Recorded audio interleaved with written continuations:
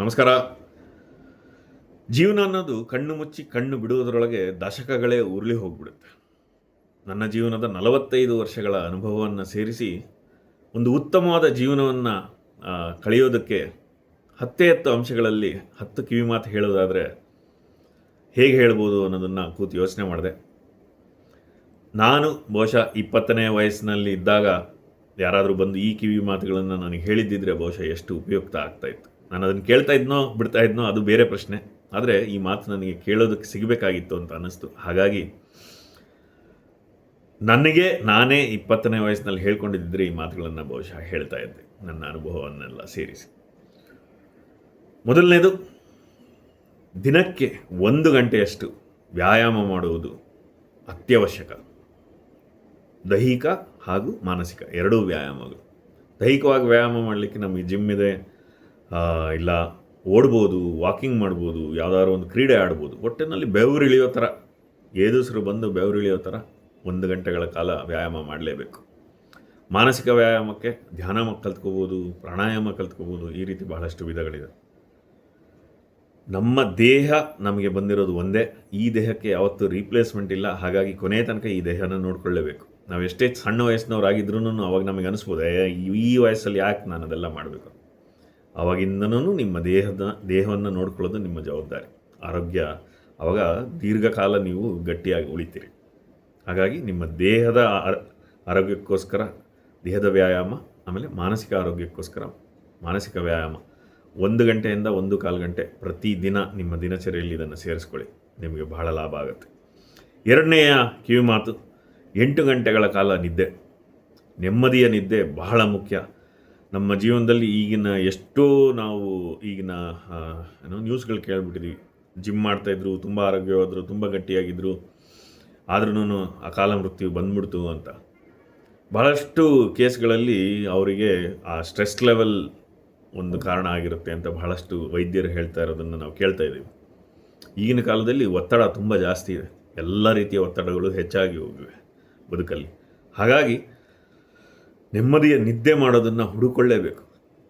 ಎಷ್ಟು ಬ್ಯುಸಿ ಇದ್ದರೆ ಏನು ಮಾಡಿದರೆ ನೀವು ಎಷ್ಟೇ ಮಾಡಿದ್ರೂ ನೀವು ನಿದ್ದೆಗೆಟ್ಕೊಂಡು ನಾನು ಜೀವನ ಪೂರ್ತಿ ಕೆಲಸ ಮಾಡ್ತೀನಿ ಅಂದರೆ ಒಂದಲ್ಲ ಒಂದು ಸಮಯದಲ್ಲಿ ಅದು ನಿಮಗೆ ತೊಂದರೆ ಕೊಟ್ಟೇ ಕೊಡುತ್ತೆ. ನೆನಪಿರಲಿ, 8 ಗಂಟೆಗಳ ನಿದ್ದೆಯನ್ನು ಹುಡುಕಿ ಸಮಯ ಮಾಡಿಕೊಂಡು ಅದಕ್ಕೆ ಪ್ರಾಮುಖ್ಯತೆ ಕೊಟ್ಟರೆ ಅದರಿಂದ ಲಾಭ ಇದೆ. ಮೂರನೇದು, ಒಳ್ಳೆಯ ಊಟ ಮಾಡಬೇಕು. ಮನೆಯ ಊಟ, ಆದಷ್ಟು ಮನೆಯ ಊಟ ಮಾಡಿ. ನೀವು ಮನೆಯಲ್ಲಿದ್ದರೆ ಮನೆಯ ಊಟವನ್ನೇ ಯಾವಾಗಲೂ ಮಾಡೋದನ್ನು ಕಲೀರಿ. ನಮ್ಮಲ್ಲಿ ಆಚೆ ತಿನ್ನೋದು ಸ್ವಲ್ಪ ಫ್ಯಾಷನ್ ಆಗಿಬಿಟ್ಟಿದೆ. ಈ ಫೈನ್ ಡೈನಿಂಗ್ ಅಂತ ಬಂದ್ಬಿಟ್ಟಿದೆ. ಆಮೇಲೆ ಒಂದು ಒಟ್ಟು ಹೊರಗಡೆ ಹೋಗಿ ತಿನ್ನೋದು ಅದೊಂದು ಲೈಫ್ ಸ್ಟೈಲ್, ಅದೊಂದು ಕಲ್ಚರ್ ಆಗಿಬಿಟ್ಟಿದೆ. ಎಲ್ಲಿ ತಿಂತೀವಿ, ಏನು ತಿಂತೀವಿ, ಅದರ ಆರೋಗ್ಯದ ಪರಿಣಾಮ ಏನು ಅನ್ನೋದು ತಿಳ್ಕೊಳ್ಳೋದು ಬಹಳ ಮುಖ್ಯ. ಈ ಜಂಕ್ ಅಂತ ಏನು ಕರಿತೀವಿ, ಈ ಕರೆದ ಐಟಮ್ಗಳು ತಿನ್ನೋದು, ಫಾಸ್ಟ್ ಫುಡ್ ತಿನ್ನೋದು ಎಲ್ರಿಗೂ ಇಷ್ಟ ರೀ. ಭಾಳ ನಾವು ಪುಟ್ಟ ಮಕ್ಕಳಿದ್ದಾಗಿಂದನೂ ಮ್ಯಾಗಿ ತಿನ್ನೋದು ಅಂದರೆ ಯಾರಿಗೂ ಖುಷಿ ಇಲ್ಲ. ಹಾಗೆ ಎಲ್ರಿಗೂ ಇಷ್ಟಗಳಿರುತ್ತೆ, ಆದರೆ ಅದ್ರ ಬಗ್ಗೆ ಗಮನ ಕೊಡೋದು ಕಲಿಬೇಕು. ನಾನು ಯಾವಾಗಲೂ ಅಂದ್ಕೊಳ್ಳೋದು, ನನ್ನ ಸಣ್ಣ ವಯಸ್ಸಿನಲ್ಲಿ ನನಗೆ ಇದು ಗೊತ್ತಿದ್ದಿದ್ರೆ, ಅಕಸ್ಮಾತ್ ಯಾರಾದರೂ ಸ್ವಲ್ಪ ನನಗೆ ಮನ ಮುಟ್ಟೋ ಥರ ಹೇಳಿದ್ದಿದ್ರೆ ಬಹುಶಃ ನಾನು ಅದಕ್ಕೆ ಗಮನ ಕೊಡ್ತಿದ್ನೋ ಏನೋ ಅಂತ. ಇರಲಿ, ಅದು ಆ ವಯಸ್ಸಿನಲ್ಲಿ ಹೇಳಿದಾಗ ತಲೆಗೆ ಹೋಗಲ್ಲ. ಆದ್ರೂ ತಿಳಿದಿರಲಿ, ನೀವೇನು ತಿಂತಾಯಿದ್ದೀರ ಅನ್ನೋದ್ರ ಬಗ್ಗೆ ಗಮನ ಇರಲಿ. ನಿಮ್ಮ ಊಟ ತಿಂಡಿಗಳು ಬಹಳ ಮುಖ್ಯ. ಅಕಸ್ಮಾತ್ ನೀವು ಮನೆಯಲ್ಲಿಲ್ಲ, ಎಲ್ಲೋ ಆಚೆ ಕಡೆ ಇದ್ದೀರಾ, ಹಾಸ್ಟೆಲಲ್ಲಿದ್ದೀರಾ, ಪಿ ಜಿನಲ್ಲಿದ್ದೀರಾ, ಈ ಥರ ಇದ್ದಾಗ ಅಲ್ಲಿ ಏನು ಸಿಗುತ್ತೆ ಅದನ್ನು ಮಾತ್ರ ತಿನ್ನಿ. ಆಚೆ ಕಡೆ ಫಾಸ್ಟ್ ಫುಡ್ ತಿನ್ನೋದನ್ನು ಅವಾಯ್ಡ್ ಮಾಡಿ. ಪ್ಯಾಕ್ಡ್ ಫುಡ್ ಏನು ಬರ್ತಿ ಕವರ್ಗಳಲ್ಲಿ ಇಟ್ಟಂಥ ಇದನ್ನು ಬಿಟ್ಟುಬಿಡಿ. ಈ ಚಿಪ್ಸು, ಕರದ ಐಟಮ್ಮು ಇಂಥದನ್ನೆಲ್ಲ ಕಂಪ್ಲೀಟಾಗಿ ಅವಾಯ್ಡ್ ಮಾಡೋದು ಒಳ್ಳೆಯದು. ಹೆಚ್ಚೆಚ್ಚು ತರಕಾರಿಗಳನ್ನು ತಿನ್ನಿ, ಹಣ್ಣುಗಳನ್ನು ತಿನ್ನಿ. ಈಗೆಲ್ಲ ತರಕಾರಿ ಅಂಗಡಿಗಳಲ್ಲಿ ಮೊಳಕೆ ಕಾಳುಗಳೆಲ್ಲ ರೆಡಿಮೇಡ್ ಪ್ಯಾಕೆಟ್ಗಳು ಸಿಗುತ್ತೆ, ಅದನ್ನು ತಂದಿಟ್ಕೊಂಡು ತಿನ್ನಿ.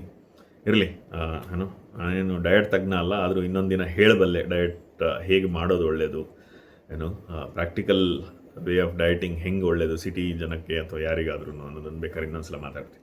ಆದರೆ ಆ ಕಿವಿ ಮಾತೇನೆಂದರೆ, ಮನೆಯ ಊಟವನ್ನು ಆದಷ್ಟು ಮಾಡಿ. ಹೊರಗಡೆಯ ರೆಡಿಮೇಡ್ ತಿಂಡಿಗಳೇನಿರುತ್ತೆ, ಕರದ ತಿಂಡಿಗಳೇನಿರುತ್ತೆ, ಆಮೇಲೆ ಈ ಜಂಕ್ ಫುಡ್ ಏನಿರುತ್ತೆ ಅದನ್ನು ಆದಷ್ಟು ಅವಾಯ್ಡ್ ಮಾಡಿ. ಅದು ಬಹಳ ಒಳ್ಳೆಯ ಪರಿಣಾಮ ಬೀರುತ್ತೆ.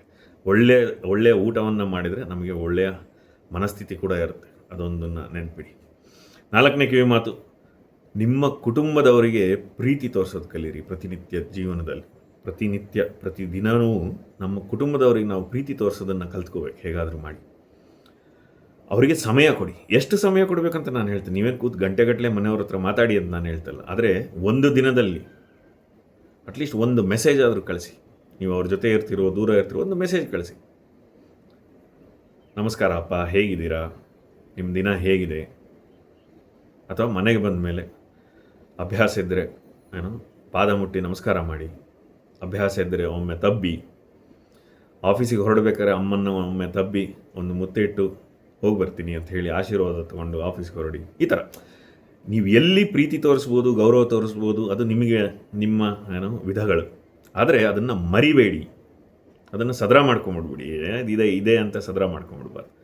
ನಮ್ಮವರಿಗೆ ನಾವು ಪ್ರೀತಿ ತೋರಿಸೋದನ್ನು ಕಲಿಬೇಕು. ವಾರದಲ್ಲಿ ಒಂದ್ಸಲ ಅವ್ರ ಜೊತೆ ಕೂತು ಮಾತಾಡಿ. ತಿಂಗಳಿಗೊಮ್ಮೆ ಅವ್ರ ಜೊತೆ ಎಲ್ಲಾದರೂ ಹೋಗಿ ಬನ್ನಿ.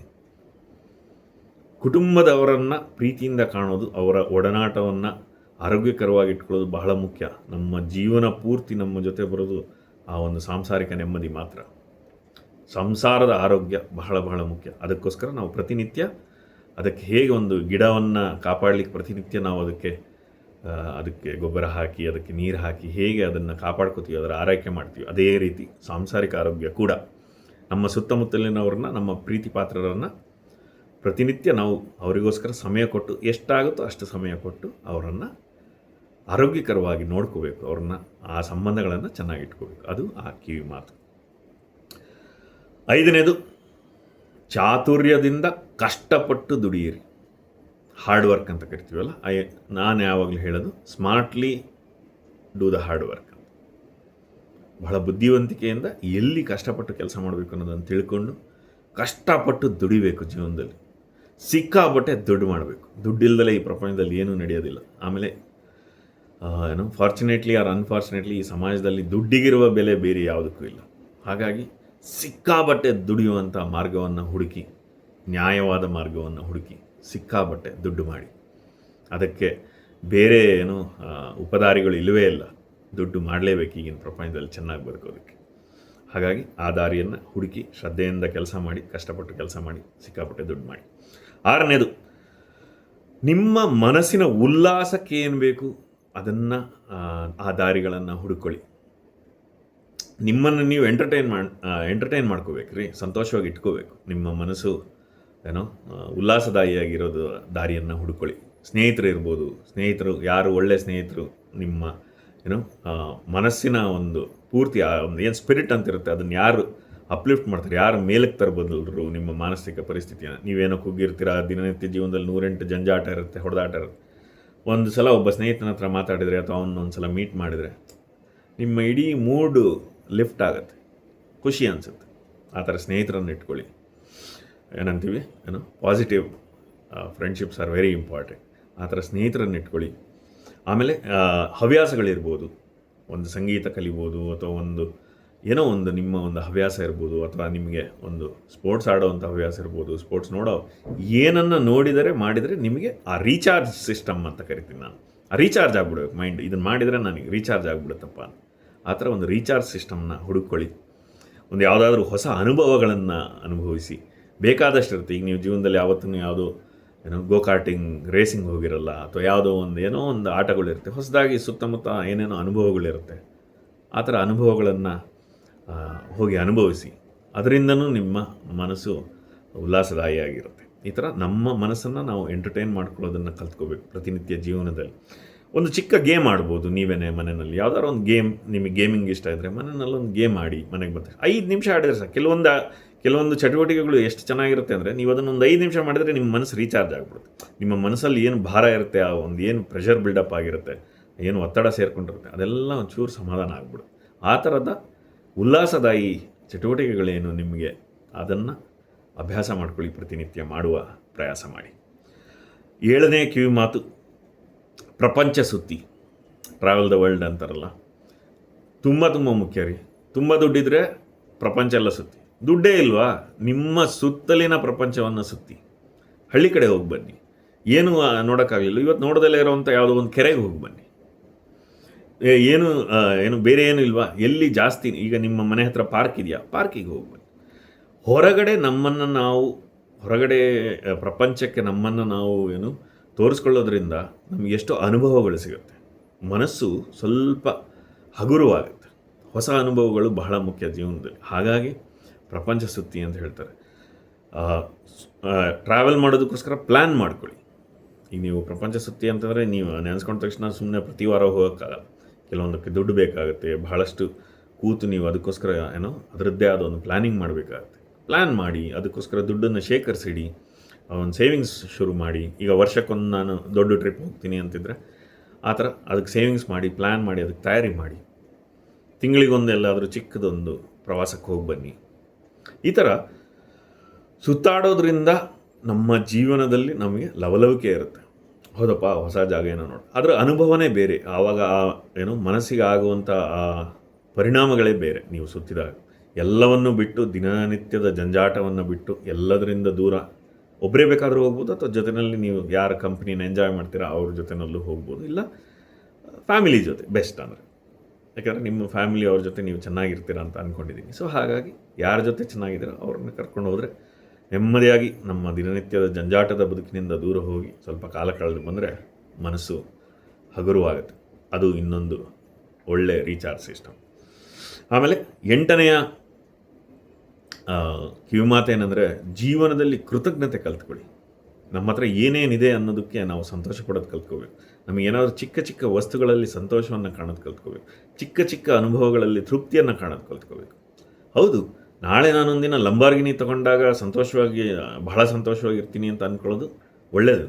ಆದರೆ ಇವತ್ತು ನಿಮ್ಮ ಹತ್ರ ಒಂದು ಮಾರುತಿ ಆಲ್ಟೋ ಇದ್ದರೆ ಅದರಲ್ಲೂ ಅಷ್ಟೇ ಸಂತೋಷ ಕಾಣೋದನ್ನು ಕಲ್ತ್ಕೋಬೇಕು. ಅಥವಾ ನನ್ನ ಹತ್ರ ಇವತ್ತು ಆಲ್ಟೋ ತೊಗೊಳಕ್ಕೂ ದುಡ್ಡಿಲ್ಲ, ನಾನು ಬರೀ BTS ಬಸ್ಸಲ್ಲಿ ಓಡಾಡ್ತಿದ್ದೀನಿ ಅಂದರೆ ಆ ಬಸ್ಸಲ್ಲೂ ಅಷ್ಟೇ ಸಂತೋಷವಾಗಿರೋದನ್ನು ಕಲ್ತ್ಕೋಬೇಕು.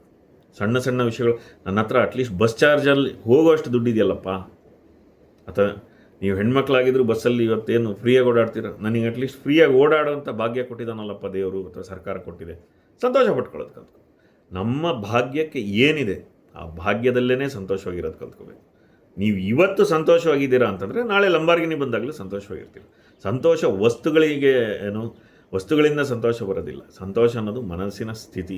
ನಮ್ಮ ಇವತ್ತಿನ ಜೀವನದಲ್ಲಿ ನಮಗೆ ಏನಿದೆ ಅದರಲ್ಲಿ ಸಂತೋಷ ಅನುಭವಿಸೋದನ್ನು ಕಲ್ತ್ಕೋಬೇಕು. ಅದು ಬಹಳ ಮುಖ್ಯ, ಬಹಳ ದೊಡ್ಡ ವಿಷಯ.